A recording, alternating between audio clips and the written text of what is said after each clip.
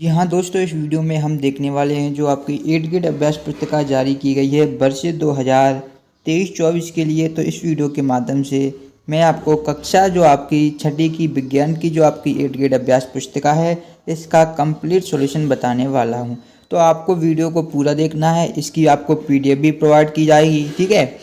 PDF भी provide की जाएगी, फुल सॉल्यूशन भी बताया जाएगा। बस आपको वीडियो को लास्ट तक देखना है और यदि आपने अभी तक वीडियो को लाइक नहीं किया है, वीडियो को लाइक भी कर दीजिए, ठीक है। और कक्षा छठी विज्ञान की सभी जो अध्याय हैं उनके प्लेलिस्ट बना दिया है। डिस्क्रिप्शन बॉक्स में आपको प्लेलिस्ट की लिंक मिल जाएगी, तो वहाँ से जाकर आप प्लेलिस्ट को देख सकते हैं आसानी से, ठीक है।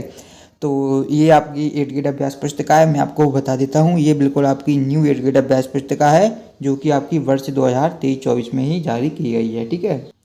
ये आप यहाँ पर देख सकते हैं, ये आपका दिया गया है वर्ष 2023-24, ये आपका है।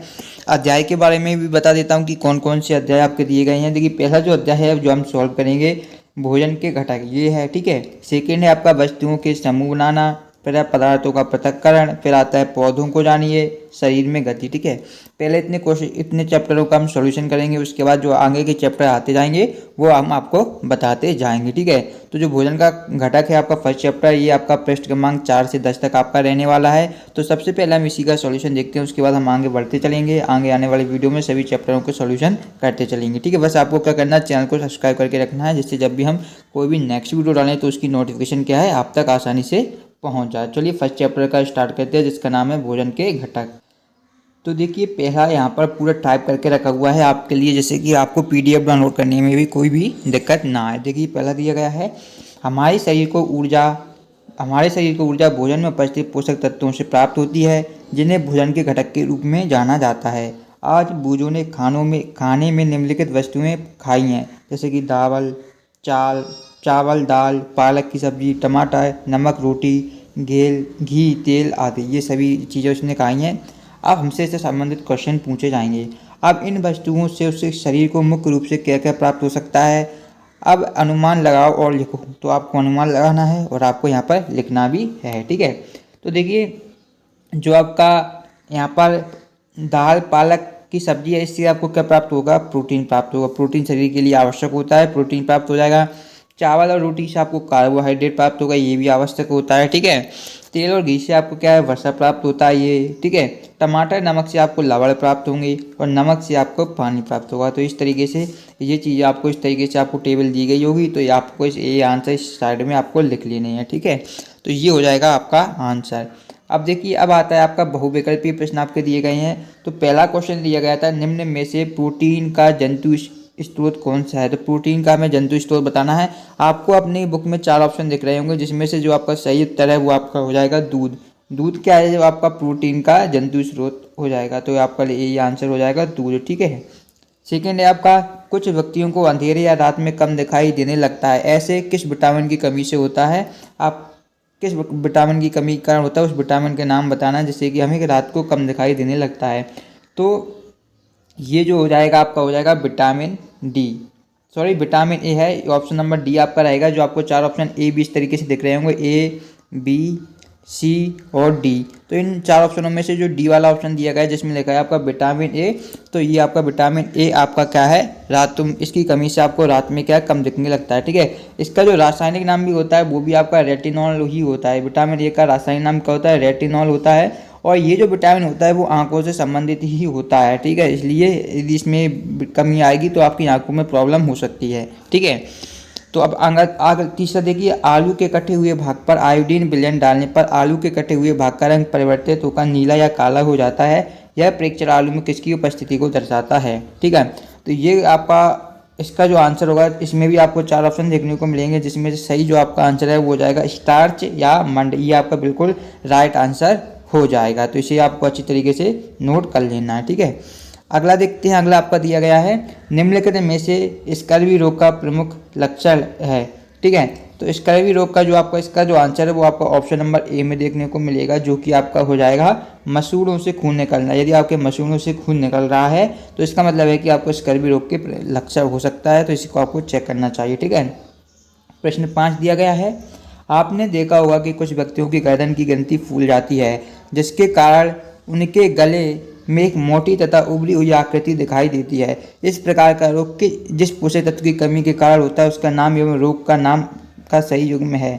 तो ये जो हो जाएगा आंसर वो आपको डी ऑप्शन में देखने को मिलेगा, जो कि आयोडीन की कमी से आपका क्या होता है, घेंगा रोग होता है। तो यहाँ पर बैंगन नहीं होगा, यहाँ पर क्या होगा, ये आपका होगा घेंगा रोग। ये बात आप लिख सकते हैं, घेंगा रोग। ठीक है, और वीडियो देखने से आपको ये फ़ायदा होता है कि कुछ भी यदि गलत टाइप हो जाता है तो हम आपको बता देते हैं। तो एक बार वीडियो जरूर पूरा देखिएगा, उसके बाद डिस्क्रिप्शन में आपको पीडीएफ की लिंक मिल जाएगी, वहाँ से आप टेलीग्राम ग्रुप को भी ज्वाइन कर सकते हैं, व्हाट्सएप चैनल भी आप ज्वाइन कर सकते हैं। ठीक है, तो वो सभी जानकारी आपको डिस्क्रिप्शन बॉक्स में मिल जाएगी। और प्ले लिस्ट जाकर जरूर चेक करें, वहाँ पर आपको कक्षा 4 से लेकर कक्षा 8 तक की सभी JEE पुस्तकें जो आपकी नई जारी की गई हैं सभी का सॉल्यूशन मिल जाएगा। ठीक है, अब देखिए, अब आते हैं हमारे लघु उत्तरीय प्रश्न। तो इनको भी आपको अच्छी तरीके से सॉल्व करके मैं यहाँ पर बता देता हूँ। तो देखिए, पहला ही क्वेश्चन आपका दिया गया कि भोजन के मुख्य पोषक तत्व कौन कौन से हैं, उनके नाम लिखिए। तो भोजन के मुख्य पोषक तत्वों के नाम लिखने हैं। तो हमारे भोजन के मुख्य पोषक तत्वों के नाम है जैसे कि कार्बोहाइड्रेट, प्रोटीन, वसा, विटामिन तथा खनिज लवण। ये आपको ऊपर ही बताए गए थे, यहाँ पर भी आप देख सकते हैं। ये क्या होते हैं, भोजन के लिए मुख्य क्या होते हैं, पोषक तत्व होते हैं। शरीर में इनकी बहुत ही ज़्यादा आवश्यकता होती है। यदि शरीर में इनकी कमी हो जाए तो हमें बहुत सारे रोग घेर सकते हैं या बहुत सारी बीमारियां भी हमारे शरीर में उत्पन्न हो सकती है यदि इनकी कमी हो जाती है, शरीर के लिए आवश्यक होती हैं। ठीक है, प्रातः प्रश्न क्रमांक 2, प्रोटीन हमारे शरीर के लिए क्यों आवश्यक है। प्रोटीन के पादप स्रोत तथा जंतु स्रोत के नाम लिखिए। देखिए, शरीर की वृद्धि तथा स्वास्थ्य रहने के लिए प्रोटीन हमारे शरीर के लिए आवश्यक है, यानी कि हमारे शरीर का विकास हो सके, हमारे शरीर में जो हम स्वस्थ रहें, हमें कोई बीमारी ना घेरे, इसलिए हमें क्या प्रोटीन की आवश्यकता होती है। जैसे कि प्रोटीन के स्रोत के बारे में बात करें तो मांस, मछली, सोयाबीन आदि प्रोटीन के स्रोत हैं। ठीक है, तो ये हो जाएगा। देखिए, जंतु स्रोत की बात करें तो ये आपका मांस, मछली हो जाएगा, और पादप स्रोत जैसे कि आपका सोयाबीन आदि हो जाएगा। तो ये आपको ध्यान रखना है। ठीक है, अगला देखिए, क्या है, आहारी रेशे रुक्षांश के मुख्य स्रोत कौन कौन से, इसका क्या कार्य है। तो देखिए, आहारी रेशे जो रुक्षांश होता है कि मुख्य स्रोत साबुत खाद्यान्न, दाल, आलू, ताजे फल और सब्जियां हैं। रक्षांश बिना पचे भोजन को बाहर निकालने में हमारे शरीर की सहायता करता है। ये आंसर हो जाएगा। चौथा है, किसी कागज पर तेल की बूंदें गिर जाने पर धब्बा क्यों बन जाता है। इस धब्बे से होकर आने वाला प्रकाश कैसे दिखाई देता है। यानी कि जब किसी कागज पर हम तेल की बूंद गलती से गिर जाती है, हम खुद डालें तो उस पर धब्बा बन जाता है। तो धब्बा क्यों बनता है ये बताना है, और इस धब्बे से होकर आने वाला प्रकाश कैसा दिखाई देगा ये भी हमें बताना है। तो चाहे तो आप इसे घर में प्रैक्टिकल करके तो देख सकते हैं, या यहाँ पर आंसर भी दिया आपको गया है। किसी कागज पर तेल की बूंद गिर जाने पर वसा की उपस्थिति के कारण धब्बा बन जाता है। इस धब्बे से होकर आने वाला प्रकाश धुंधला दिखाई देता है, यानी कि वो जो प्रकाश होता है वो क्लियर नहीं होता, वो आपको धुंधला दिखाई देता है। ठीक है, अब आते हैं यहाँ पर आपके दिए गए हैं लघु उत्तरीय प्रश्न। तो जैसे देखिए, 5वां है, कार्बोहाइड्रेट के प्रमुख स्रोतों को चित्र चिपकाकर उनके नाम लिखिए। तो देखिए, कार्बोहाइड्रेट के प्रमुख स्रोत पपीता आपका हो जाएगा, आपका आम हो जाएगा, आपका मक्का हो जाएगा। यहाँ पर अक्का नहीं होगा, क्या होगा, आपका मक्का होगा। ये ध्यान रखिएगा, ये आपको जो गलतियाँ हैं वो मैं आपको बता रहा हूँ।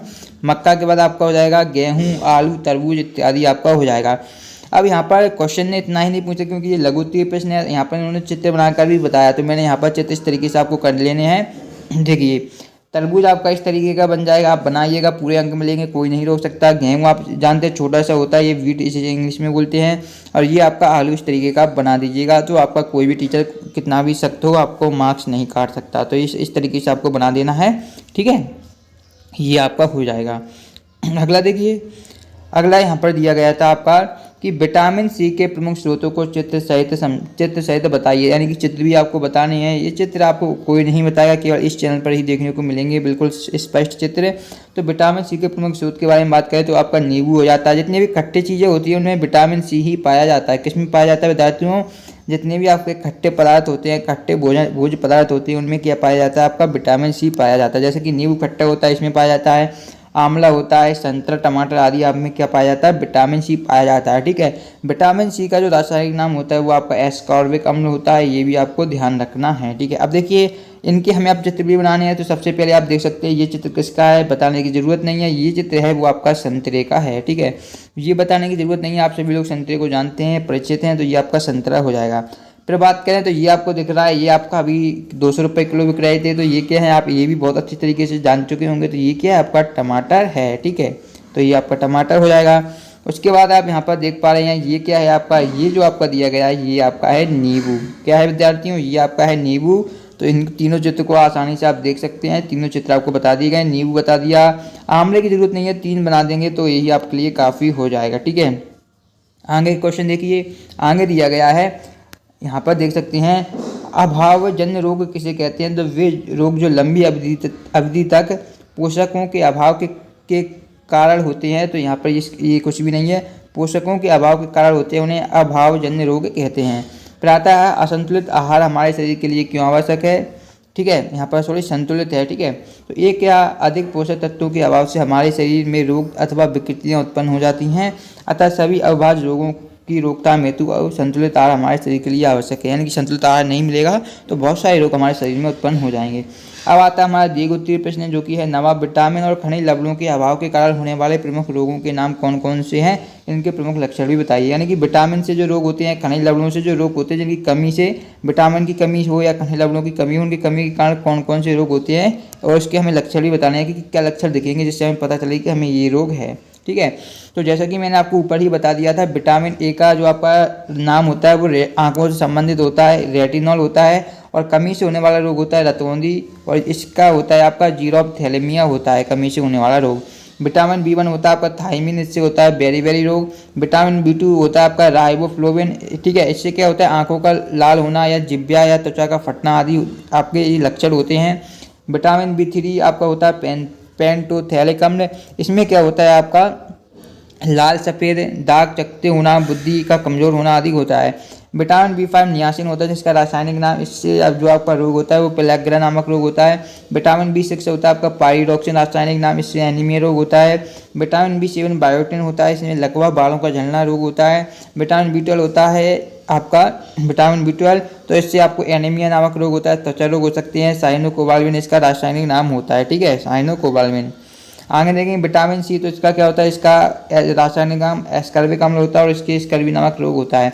विटामिन डी होता है आपका कैल्सीफेरॉल और इसमें रिकेट्स और ऑस्ट्रोमेशिया नामक रोग आपको हो सकता है। ठीक है, अब देखिए प्रश्न क्रमांक 10 देखते हैं। यहाँ पर ये दिया गया है प्रश्न क्रमांक 10 में दिया गया है खाद्य पदार्थों में प्रोटीन का परीक्षण किस प्रकार किया जाता है। देखिए, जिस खाद्य पदार्थ का परीक्षण करना होता है तो पहले उसे पेस्ट अथवा चूर्ण बना लिया जाता है, फिर उसकी थोड़ी मात्रा लेकर उसे पीसकर या मसल कर एक साफ परत नली में डाल देते हैं। अब उस परत नली में 10 बूंद जल डालकर उसे अच्छी तरीके से हिलाते हैं। इस तरीके से आप क्या है, खाद्य पदार्थों में प्रोटीन का परीक्षण हम कर सकते हैं।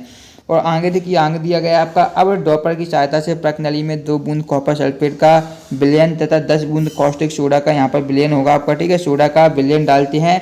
अब परत नली को अच्छी तरीके से हिलाकर कुछ मिनटों के बाद हम देखते हैं कि परत नली में डाले गए पदार्थ का बैंगनी हो गया, जो रंग हो गया वो कैसा हो गया, बैंगनी हो गया है। बैंगनी रंग खाद्य पदार्थों में प्रोटीन की उपस्थिति को दर्शाते हैं, यानी खाद्य पदार्थों में बैंगनी रंग है तो इसका मतलब क्या है, उसमें प्रोटीन आपका उपस्थित हो है। ठीक है, अब प्रोजेक्ट कार्ड दिया गया है, तो विभिन्न प्रकार के भोज्य पदार्थों की सूची बनाकर आपको क्या करना है, उनके पोषक तत्वों को सारणी अनुसार आपको लिखना है। तो ये सारणी यहाँ पर लिखी गई है, जैसे कि भोज्य पदार्थों का नाम आपको क्रमांक यहाँ पर लिखना है, भोज्य पदार्थों का नाम यहाँ पर लिखना है, और उपलब्ध पोषक तत्व वसा, कार्बोहाइड्रेट, प्रोटीन, खनिज पदार्थ आदि आपको यहाँ पर लिखना है। तो अनाज में क्या होता है, कार्बोहाइड्रेट होता है। मूंगफली में आपका वसा होता है। गन्ने में आपका क्या होता है, गन्ने में आपका कार्बोहाइड्रेट होता है। दाल में आपकी प्रोटीन होती है। गेहूं में आपका कार्बोहाइड्रेट होता है। दूध में प्रोटीन होता है। अंडे में आपका वसा होता है। बादाम में आपका खनिज पदार्थ होते हैं। और जो हरी सब्जियां होती हैं वो आपकी प्रोटीन होती हैं। ये आपका प्रोजेक्ट कार्ड का भी सॉल्यूशन मिल जाएगा PDF में, यहाँ पर देख सकते हैं। प्रोजेक्ट कार्ड 2 दिया गया है, भोजन में प्रोटीन के कोई 4 पादप स्रोत एवं कोई 4 जंतु स्रोतों के नाम लिखिए, दिए गए स्थानों पर उनके चित्र चिपकाइए। ठीक है, तो सबसे पहले हम पादप स्रोत देखेंगे एक साइड में, और एक साइड में हम जंतु स्रोत देखेंगे। ठीक है, तो देखिए पादप जो आपका हो जाएगा स्रोत, वो आपका हो जाएगा चना, मटर और गेहूँ। जंतु स्रोत के बारे में बात करें तो अंडा, मांस और आपका दूध हो जाएगा। ठीक है, अब इनके चित्र आप देखिए गूगल पर सर्च करेंगे तो आपको मिल जाएगा, या डिस्क्रिप्शन में जो लिंक है PDF में आपको मिल जाएगा, नहीं तो आप खुद भी सर्च कर सकते हैं। चने का आपको गूगल पर मिल जाएगा, मटर का भी मिल जाएगा, गेहूं का, अंडे का, मांस का, दूध का, सभी के चित्र आपको गूगल पर मिल जाएंगे, वहां से भी आप जाकर देख सकते हैं।